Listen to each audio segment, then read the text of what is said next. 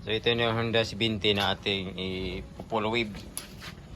So yan po, ito ang ating gagamitin na voltage regulator rectifier. Tapos ito naman itong kanyang light coil, yung pang model na Honda Dream. So ito po yun mga grasa na. So yan. Yan po ay pang full wave na po siya. Yan, dalawa lang wire ang lumalabas. Kapag tatlo po ay ibig sabihin ay half wave po yan. Kasi mayroong isang ground. So ito yan ang kanyang luma. Yan, tinatanggal ko kasi pag ito ang ating i-full wave ay mahina po ang kanyang charging. Hindi katulad dito sa pang Honda Dream. So yan. So ito po ay kanila na pong sinubukan na nilagyan ng regulator doon sa bandang kabila na pang half wave. So hindi po siya magatugma kasi mahina po ito. Kasi sa kanyang stock ay si bali 6 volts po ang nakalagay na voltage regulator. So yan ito. Yung likod. So yan. So tanggalin natin ito.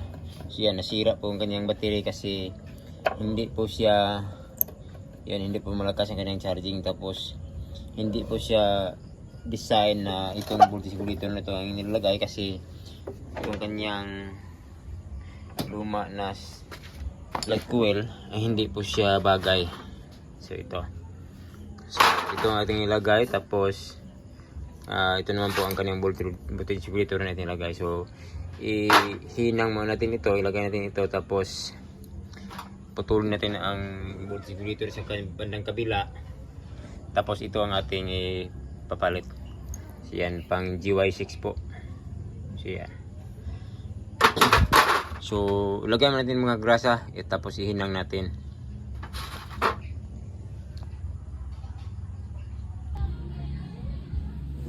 So ito na po mga grasa, no. So ito po ay natapos ko na siyang nahinang. So bali ito po. Yan, maglagay na ako ng wire kasi yung wire dito ay parang expire na siya, na ano po, mayroon na siyang mga acid, parang expire na siya, baka mahina po ang daloy ng kanyang kuryente. So ganito po, ihinang ninyo lang ng maayos. Tapos yan po, ito po yun ang kanyang luma. Then ito sa bandang likod dito, ito ang ating ipalit. So yan, itanggal ko na ang kanyang battery. Tapos yan po, lumang luma na siya. Yan. Tapos ito ay putulin natin ito kasi maglagay tayo ng bagong linya dito, baka nagkaroon ng mga problema dito patungo dito. Yan, tulad dito ay magkaroon pa ng problema ang ating wirings. So yan, so putulin natin ito mga grasa. Hindi natin ito gamitin itong voltage regulator na to kasi hindi ito ang kanyang bagay, kasi full wave na po ang ating yung ating light coil natin nilalagay. So putulin muna natin ito mga grasa. Yan, putulin natin kasi hindi natin ito kailangan. Yan, putulin natin. Maglagay tayo ng bagong linya dito. Yan. So yun po. Kasi ang dami ng mga connection.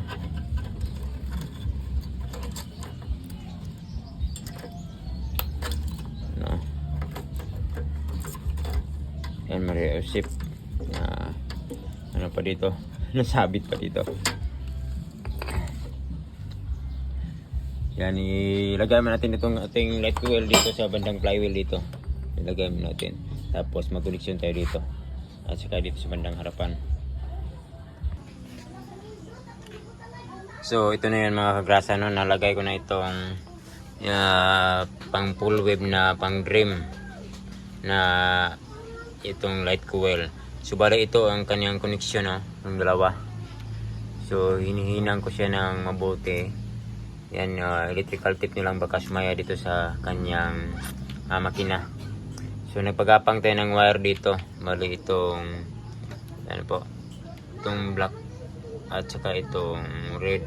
So ito. So ipagapang natin ito sa bandang likod doon dito sa kanyang lagay ng kanyang voltage regulator dito banda.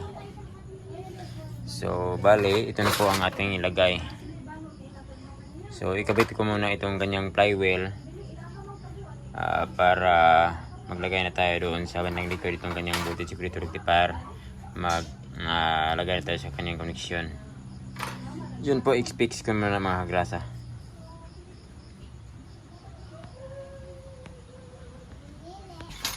So ito na po yun mga kagrasa. Natapos na po natin siya nalagay itong kanyang signal, headlight. Natapos ito po ang kanyang connection. So ito na po ang ating voltage regulator nating nalagay. So ito na po ang kanyang connection. So ito na po ang kanyang battery, no. So isa-isahin natin itong kanyang connection ng voltage regulator bago natin isubukan itong ating ilaw kung gaano ba siya kalakas at ano ba ang kanyang charging system, ilan bang voltahe. So ito po ang connection ng ating 5 wires na voltage regulator rectifier, no. So bali 5 wire po siya. So green, yellow, red, white at black. So itong green naman ay ito po ang kanyang ground. Then ito namang red, ito po ang output volts, no. Nakakunik ito sa ating battery. Itong green nakakunik ito sa chassis. Siyempre kasi ground po siya. Then ito namang yellow at white.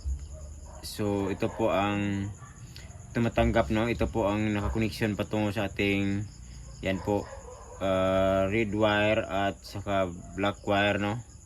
Itong galing sa ating stator doon sa bandang flywheel. So ito po ang dalawang wire, may dalawang wire dyan na kinukunik natin sa kanyang light coil. Tapos ito yon, pinagapang natin patungo dito sa yellow at sa white wire. So pwede lang po itong magkabaliktad itong dalawa na wire. Either itong sa yellow baliktad lang po, makunik sa itim, at sa itong white makunik sa red. So itong ulitin ko po, itong red wire ng ating voltage regulator rectifier, nakakunik ito sa ating battery at nakakunik ito patungo sa ating susian dito. So itong banda, susian dito, nakakunik yan. Tapos last wire, itong black wire po, ay ito po ang kanyang nagsisilbing control, no. Pag hindi ito nakukunik ay maglulubo ating battery, magputukan ang ating mga ilaw. So overcharge po siya. So i-connect lang po ito sa patungo sa ating susian dito sa black wire, para pag on ating susian ay yung red at saka yung black wire ay nagdikit po silang dalawa. So mayroon na pong voltahe na papasok dito sa ating voltage regulator rectifier, ang black wire.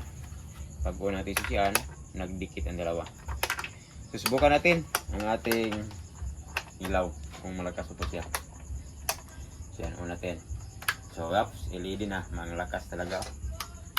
Yan, ang lakas. Yan, malakas. Tapos kusina. Yan, signal. Mayroon na ang signal. Tapos yan po, brake light. Yan, mayroon na ang brake light. So pag pinapandarin mo natin, subukan natin ang kanyang charging.